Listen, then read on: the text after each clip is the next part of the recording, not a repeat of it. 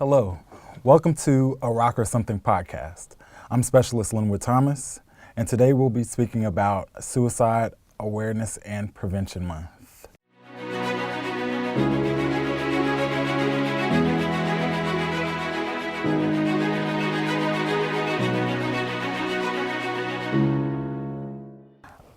I am here with a couple of guests. Guests, could you introduce yourselves? Sure. Major Demetrius Pittman. I'm a clinical psychologist. And Chaplain Mark Lhowe, Chaplain Captain Mark Lhowe. I am a clinical chaplain, so. Okay, so as I said before, it is Suicide Awareness and Prevention Month. I'm just going to start off with a couple of statistics.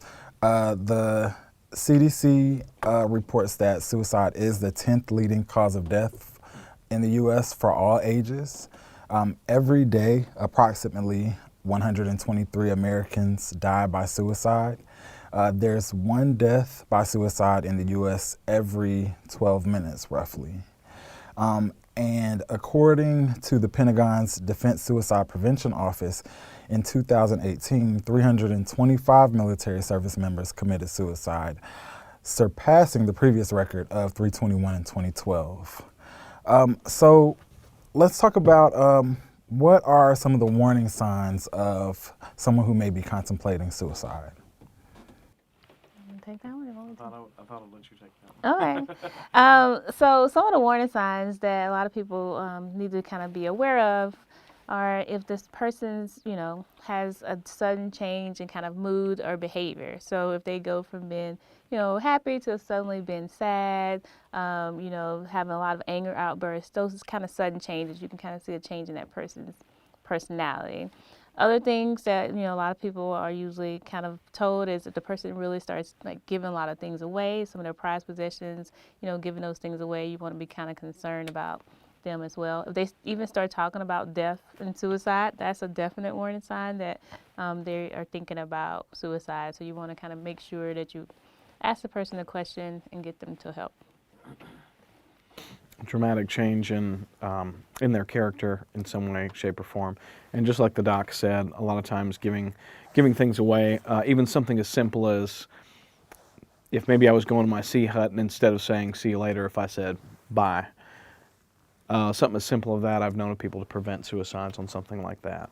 Sometimes it's not as easy, but it may be something as simple as that.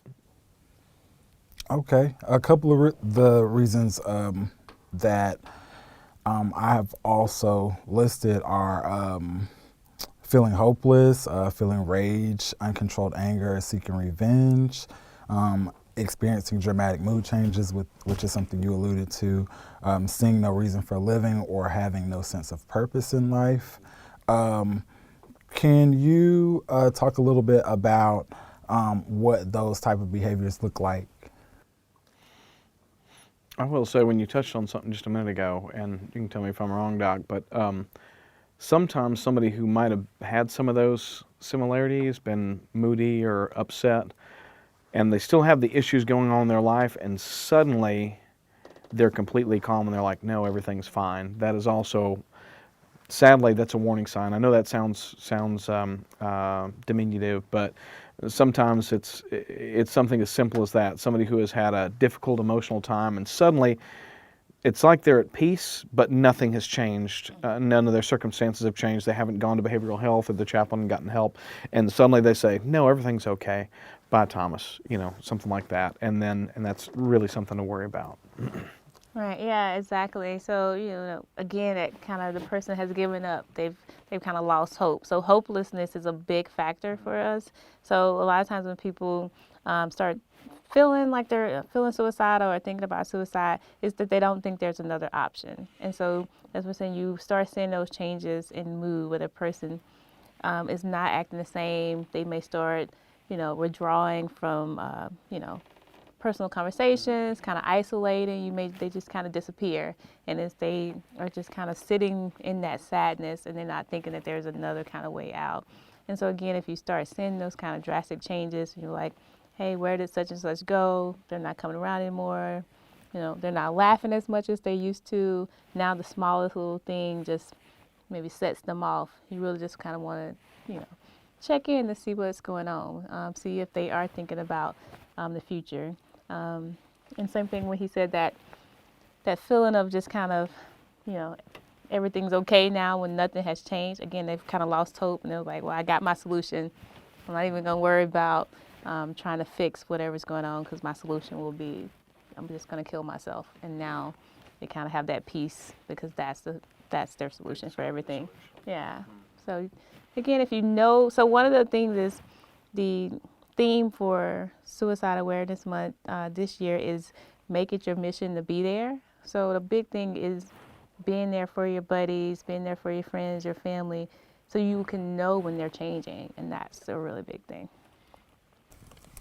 Okay, so in my research, I did come across some risk factors that are military service specific. In your experience, what risk factors do you see that are specific to those that are serving in the military?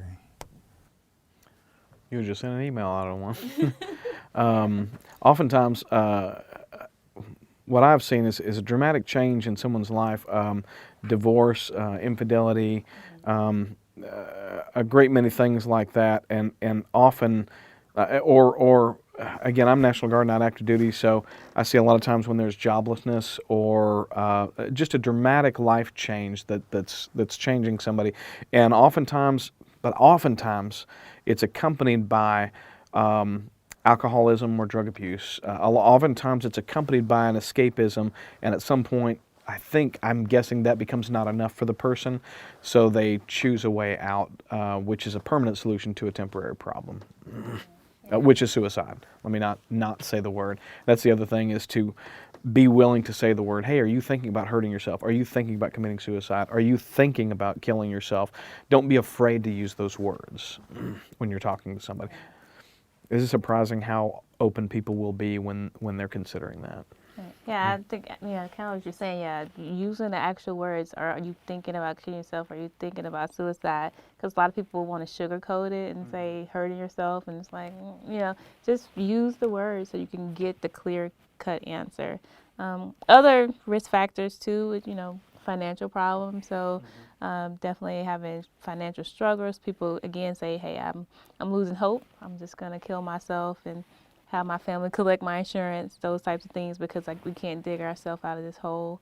You mentioned, family concerns, right? Divorce, infidelity, separation. So one of the big things with the military is we are separated a lot compared to the civilian population. We have deployments, we have TDYs, we have tons of military training that just pop up, ALC, BLC, name it, right? And that kind of puts a strain on the family and on be able to form close relationships. And so that's a really big factor for the military. Okay, let's talk a little bit about what you said in reference to getting out in front of it and actually saying the word suicide. How does that create the environment that you need to have open discussions?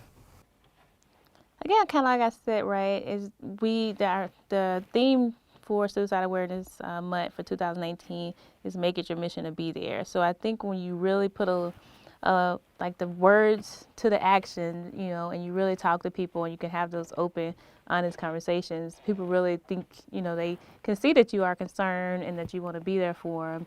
And so if you kind of go around the subject, people have the option to lie or not be as truthful. But if you can just really say, hey, I'm concerned, you're looking a certain way, are you thinking about killing yourself?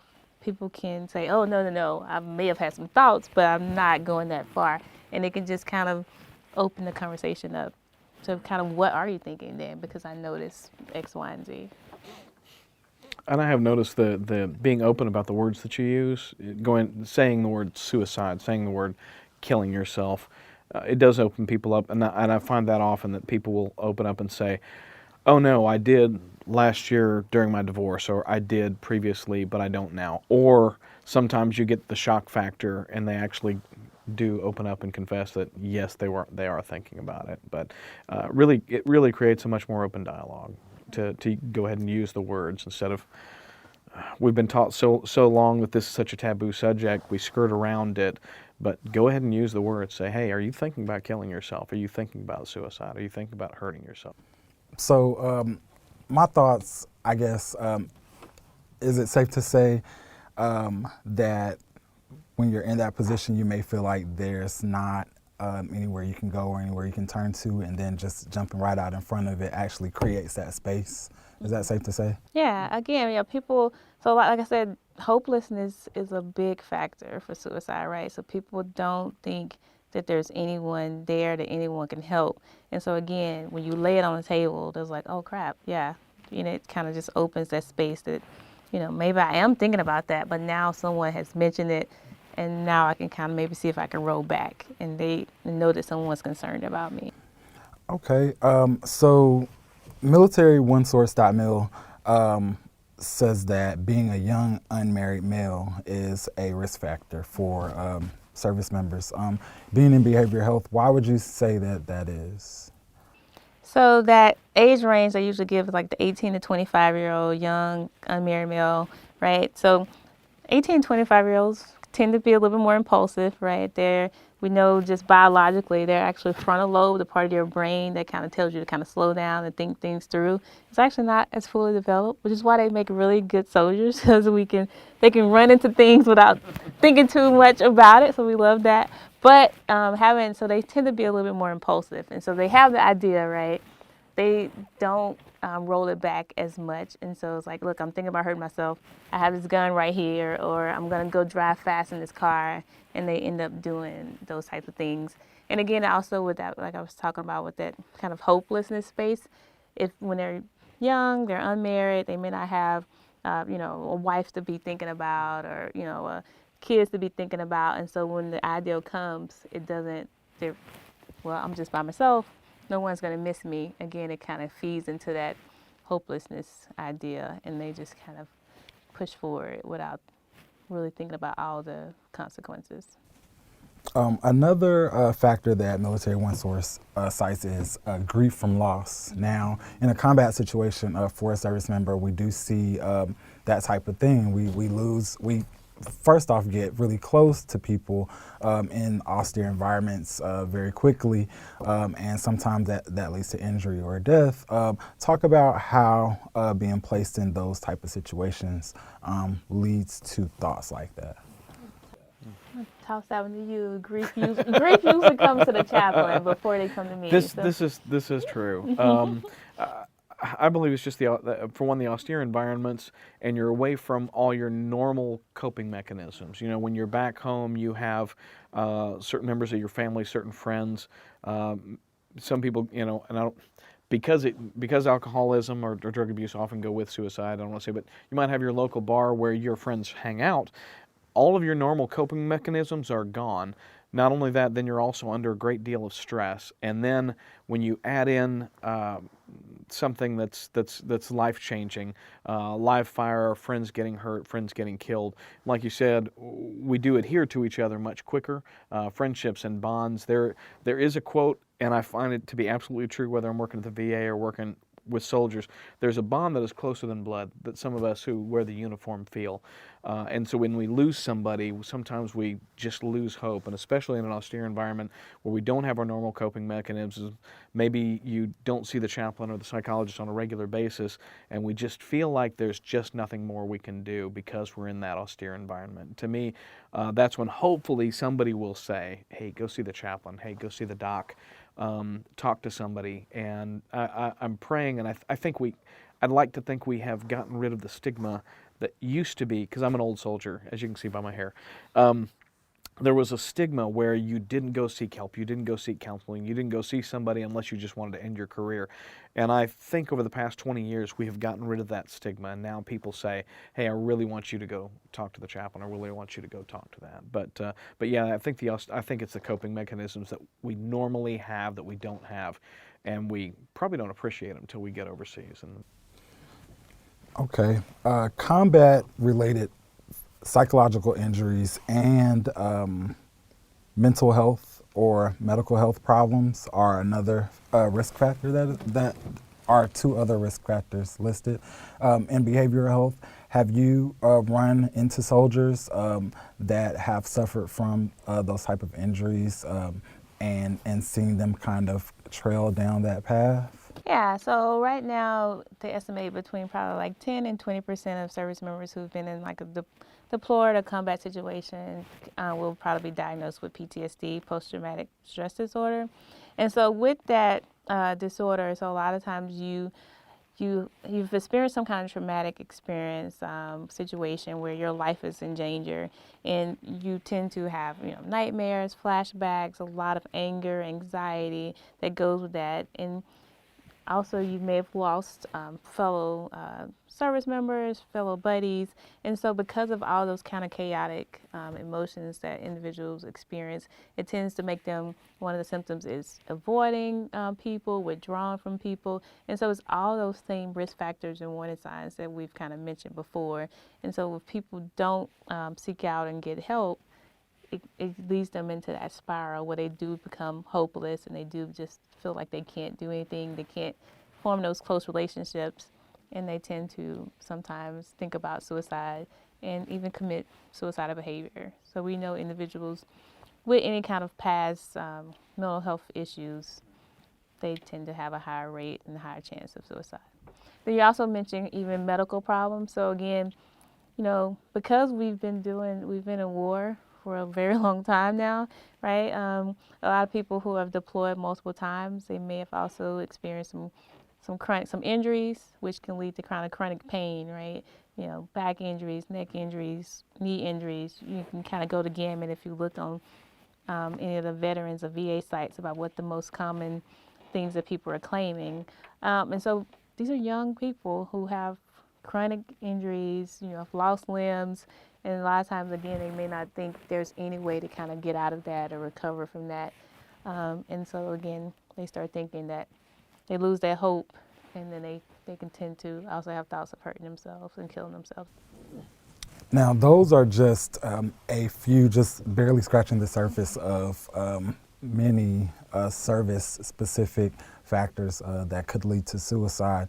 How do we feel about the role of a non-commissioned officer and their responsibility in being able to identify those factors? So we do know, just from some research that we've done over the years in behavioral health, is that, again, good leadership and good friends is really a good kind of way to prevent suicide. It's a good factor because, again, if people know that there's people that care about them, that there's people they can go to ask for help. So, right, if you're in we mentioned finance problems, right? If you know you can go to your NCO and say, hey, I need an AER loan, the Army Emergency Relief Loan, and they're going to be there to support you and provide you that paperwork and get that for you, then you know that that's there, and versus I'm in this hole, there's no way to climb out, and I know no one to help me, right? So it's those types of things. If you know that you can go to your NCO and ask about certain things, then again you have that sense of hope, and you know that your leadership will protect you and be there and care for you. And again, it's just a good way to help prevent those things. And I realize this goes to a lot of active duty, but and it applies for non-commissioned officers as well. It applies for non-commissioned officers in active duty as well.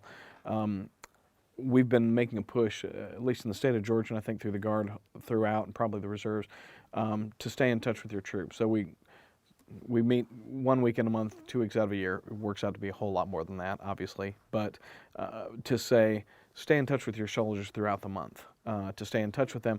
And in the same way, don't let quitting time be the only time that you know about your soldiers. Know about them, know about their families, know what's going on in their lives. You have a responsibility to them as a soldier, not just during the workday, but also to them as a soldier, to minister to them as a whole, to find out exactly what it is that's going on in their lives. And non-commissioned officers, good non-commissioned officers, to me, seem to be key or paramount to finding these things, to whether it be preventing or to know somebody's a little bit off. That's who is my bread and butter, who comes to me and says, hey, chaplain.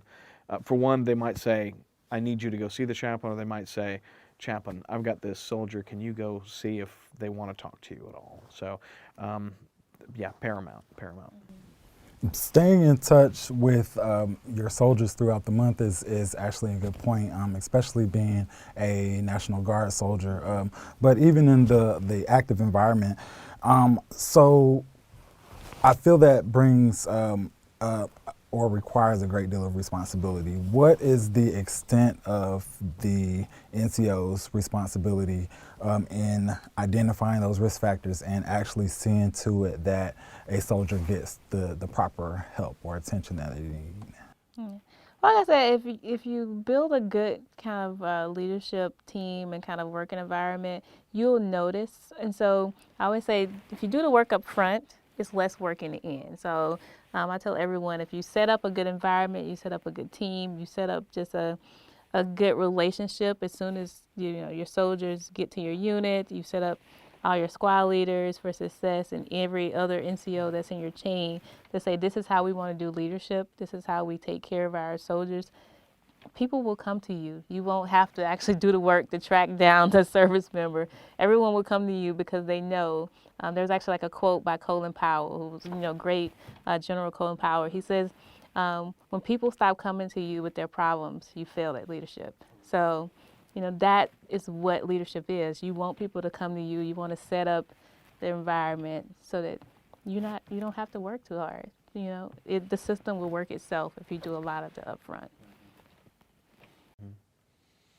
And some of our job is making sure the resources are available once you have that established, to make sure they know the military one source number, to make sure they know the number to behavioral health or the number to the chaplain or where they're located. For us to be out there, then it kind of becomes our job, so they have those tools, and I think we do a good job of that. And like I said, yeah, and having people, having behavioral health, the chaplain just come down so that people don't see it as, like that stigma. We're normal people. It's not a punishment to go to behavioral health, to go to the chaplain. It is really kind of, we care about you, their resource, use them, because we're all in it together. So Resources is a word that I pulled from both of you. It's a great segue. I have 3 words for you, and I want us to talk about them. Ask, care, and escort. That is the Army ACE program. Let's get into that. Tell us a little bit about the ACE program. You may know more about it. Okay. Well, yeah, again, it's the Army program, and it's kind of the same thing we've kind of been talking about, is that you want to ask the person, right, if they are going to hurt themselves, they're going to kill themselves, they're thinking about suicide, and then you want to do that caring portion. If you have the space and opportunity, right, sit and listen, find out a little bit kind of what's going on, and then you want to escort them to someone who has a little more training, who can get them the assistance they need. And so that's where we kind of come in. If you are a junior enlisted soldier, getting them to an NCO, getting them to an officer and say, hey, this is something I may not be able to manage, but can we, get them up to the appropriate kind of resources. So again, asking for the information, showing that you care, and then getting them to that kind of higher level.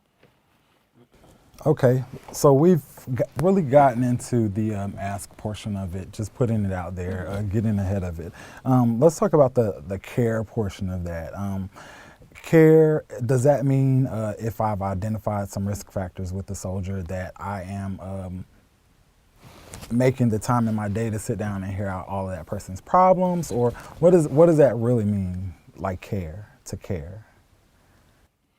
So again, right, if you've done you set it up the space, then you should know a little bit about kind of what's going on, so you should be able to kind of see that change. And you are, again, just asking, are you doing okay? Is there anything I can do for you? It doesn't mean, you're not the psychologist, you're not the chaplain. It's not like you don't have to take hours out of your day to be able to do this thing. It's just really just showing that you think of that person as a person, not just a soldier, not just a whatever, and that you want to be there for them, and you're going to try to get them to that someone who can spend the time to dig into it a little bit more. It doesn't mean you have to dig into all of their personal problems.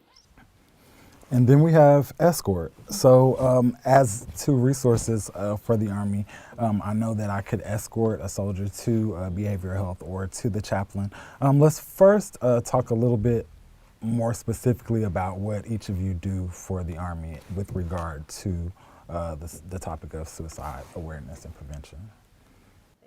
So I guess either way. My job is spiritual care. You could call it pastoral care or spiritual care. I'm not just a preacher for Sunday mornings, but caring for a soldier holistically. That's why recently one of our other K4, other nationals asked me, is it okay for you to minister to a soldier if they're a different faith than you? I said, yes, of course, because I care for them holistically, and that's part of the reason we're a good team. And I just talked to our executive officer about this because of course, we need to care for the soldier physically. Physically, something the Army does very well. We encourage them to do PT, encourage people to get health and exercise, which usually helps all the chemicals and endorphins and everything in the body. But then also, not just physically, but emotionally, to make sure they're cared for emotionally, that they have going on what they're supposed to, and spiritually. Spiritually is an aspect that some people will say that's not necessary in our world, but it is. We see it especially, say, with moral injury or things that are going on in a soldier's life. The spiritual aspect of a soldier's life will impact them emotionally, and then at some point physically.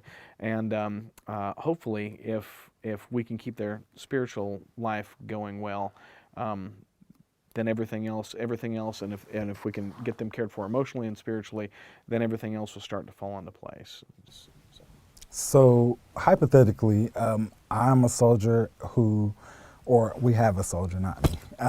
We have a soldier who is not a religious person or spiritual or has a certain faith that they believe in. Are you still a resource that I could seek out for counsel? Absolutely, and that's what I mean. I care for you as a whole, as a soldier, whoever you are in any way, shape, or form. And every chaplain strives to be this person, And if you were somebody of a faith different than mine, I'm still going to try to make sure you're cared for in your faith. But even if you were, and I have soldiers come to me who have who have no faith background or who don't. What was I going to say? Don't attach themselves to a certain faith, but they still come to me because things still make a difference spiritually. If you have, say if you have something has happened when you're on deployment or you're going through a divorce, that is going to affect you spiritually, not just emotionally and not just physically. It's going to affect the spiritual side of what you do. So it's not just about religion. Spirituality is a whole other factor, and things will impact you that way, especially something that's close to the vest. Like I said, we said earlier, something that happens with a family member, something that happens financially, something that happens, with your occupation. When I went to the VA to study, they said if the person loses his job before they come in the hospital, do you think that's going to affect them spiritually?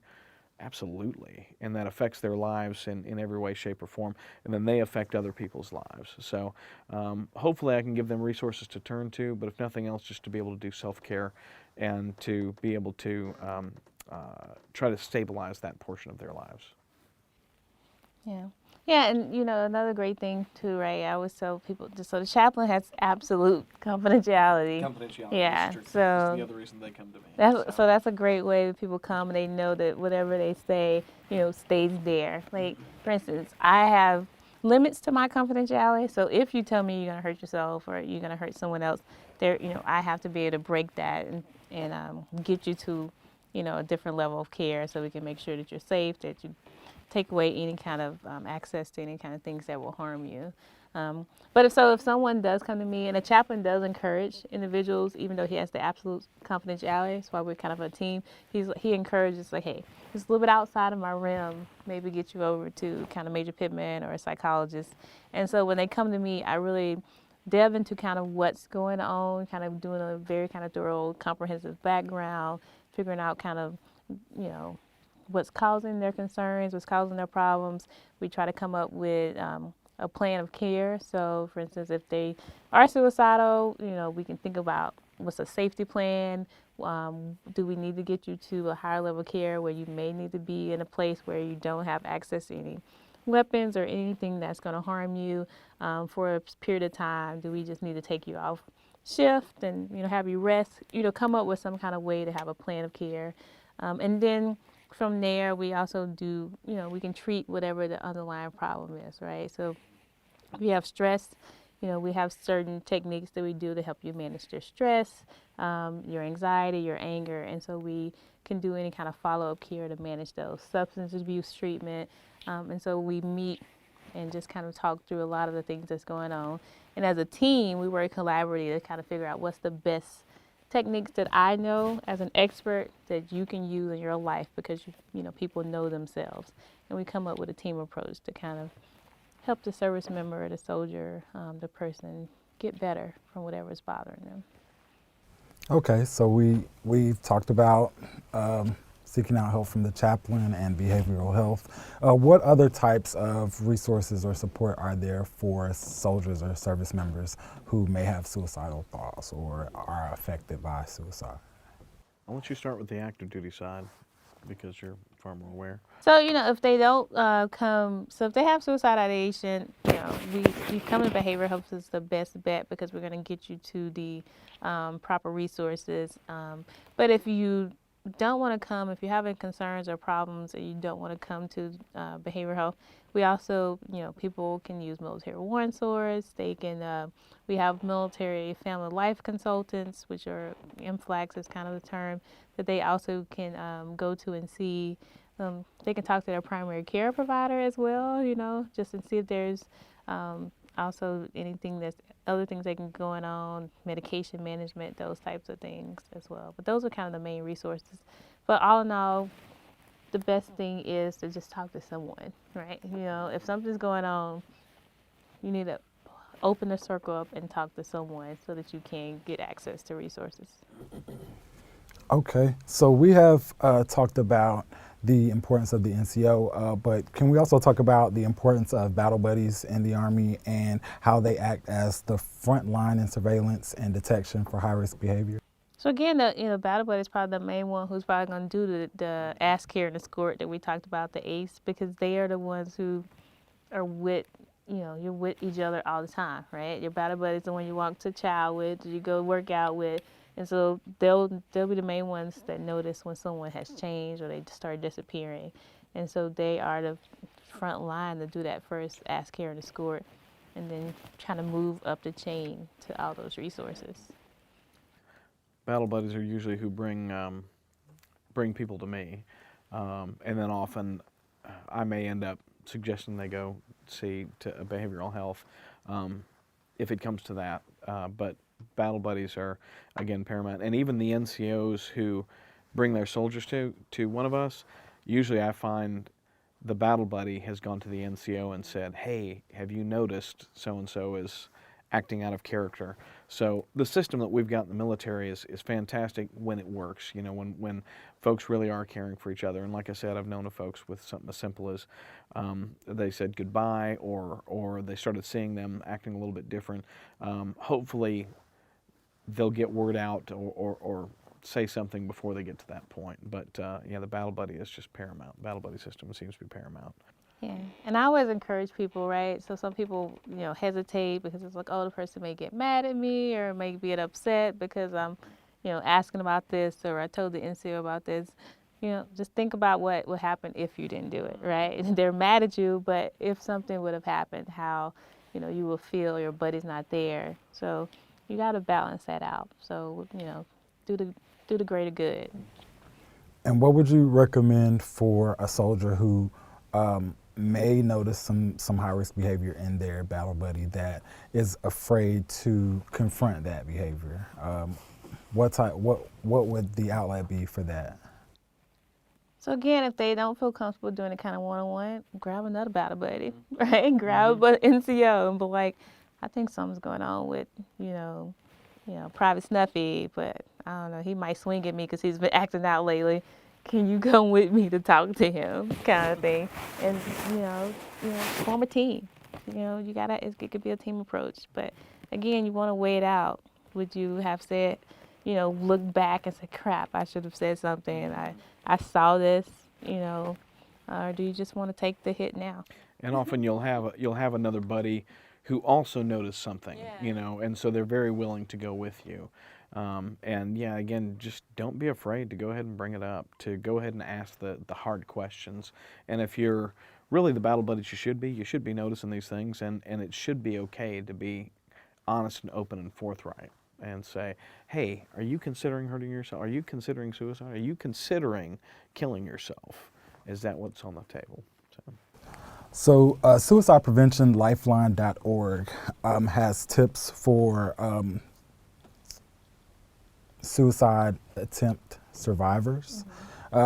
It lists things like find an activity you enjoy, talk to someone, have a support network, find a therapist or support group, make a safety plan, as you mentioned, and find a counselor. Are there recommendations that you both have for someone who may have attempted suicide?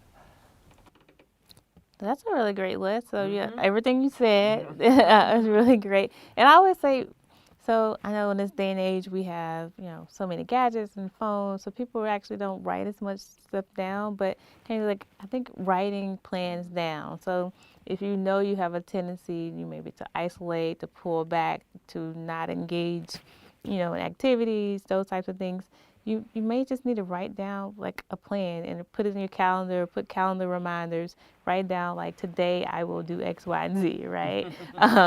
And do it, So, if you may have a tendency to go to your room and take a nap because you're stressed, say, nope, I'm going to go to the gym at that time. So, to kind of keep yourself busy and, and then, also maybe have other people help you keep accountable of that. Get a gym partner, get a DFAC lunchroom partner so that they can help you pull yourself out when you might start kind of sliding back down again. And there are several apps that the military actually has.